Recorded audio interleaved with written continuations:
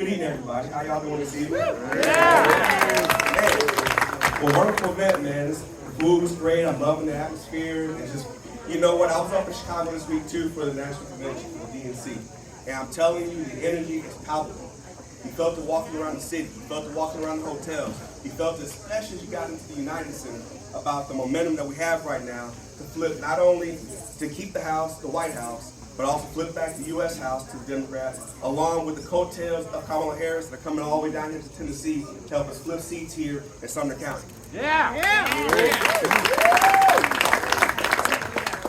So thank you, Jim. Kind of read my bio. That was on the card. I put it on the tables. It kind of gives you a little bit of history about myself. But I really want to talk about my platform and what I'm looking to do here for Sumner County and Trousdale County. So I got 4 policy platforms, leading with education. And I found that when talking to people both on the left and the right, we've already seen that even in Red County, Sumner County did not want school vouchers. That resonates. And when I talk to parents, whether it be MAGA parents, constitutional Republican parents, normie Republican parents, or Democratic parents, I can point to the fact, hey, I have 2 sons that are on the spectrum.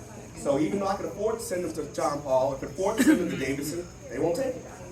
So where do they left to go? They're like, I agree. I have children on the spectrum too, or my children are grown now, but they're on the spectrum as well. It resonates. When I talk to them about the biggest issue that I found from talking on the ground is with managing the growth. A lot of people have moved here. They see the beauty. I mean, you see the beauty that we've seen tonight from growing up here. A lot of people are coming from other parts of the country and they want to experience that as well. Now, here's the thing. We can't stop them from coming. A lot of people have moved here and they want to move here, but what we can do is manage it smartly so that way people who are here, whether you are a renter, you're not taxed out of your home, you're not priced out of your home with rental price increases. If you're a homeowner, you're not taxed out of your home with increases in property taxes. Or even if you're somebody who wants to make some money off of this, as far as trying to sell a parcel of your land, or even trying to sell your house, make sure that you're getting fair value, because this opportunity right now for generational wealth to be made for you and your descendants. And that reaches across the aisle. Other policy platform I heard talking about was healthcare. Now, about a month ago, I was out at First Baptist Winchester here in Gallatin, helping them with their food drive, their annual food drive. The first 2 ladies who were in line were 2 Caucasian ladies who didn't have a nose. And so the whole time I'm talking to them, I'm trying not to stare at the fact that I can see to the back of their throat. But I'm talking to the ladies.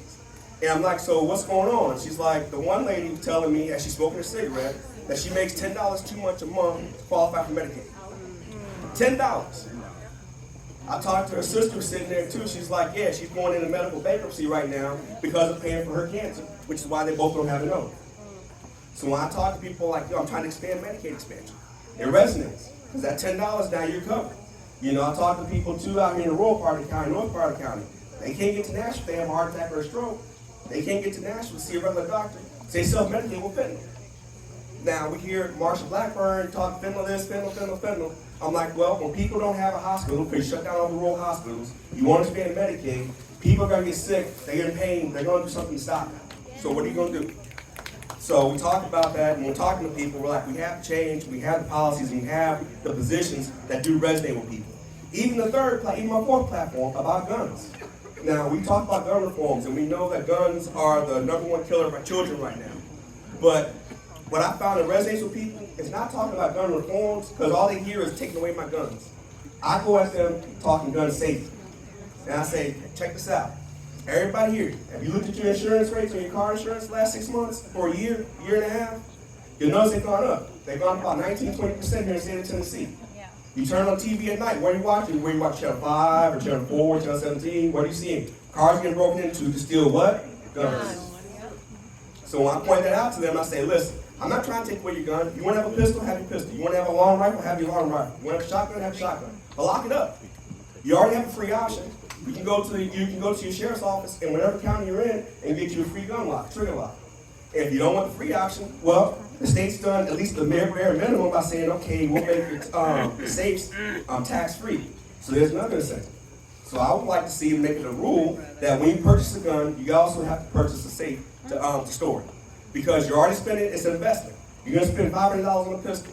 You're going to probably spend another 100 or so buying extra magazines, buying ammunition, buying extra, all the extra gadgets you want to put with it, even buying stuff to clean your pistol. You're going to spend $1,200, $1,500 on a rifle, on a long rifle. So when it's all said and done, you're probably out $2,000 of your investment buying a lawn rifle. What's another $500 when you spend $2,000 to make sure you have a safe to protect your investment? And then keep your insurance costs down for everybody. Whether you have a gun, whether you don't, doesn't matter if you live in a rich part of the county or a poor part of the county, everybody is affected by this when it's attacking your money because of our gun safety and how lax we are when it comes to responsible gun ownership. I tell them about the fact, I have siblings. I'm sure you guys all have siblings too, most people do. I'm sure as a child, you've had an opportunity where you got sick, you got into trouble, and you all paid for it.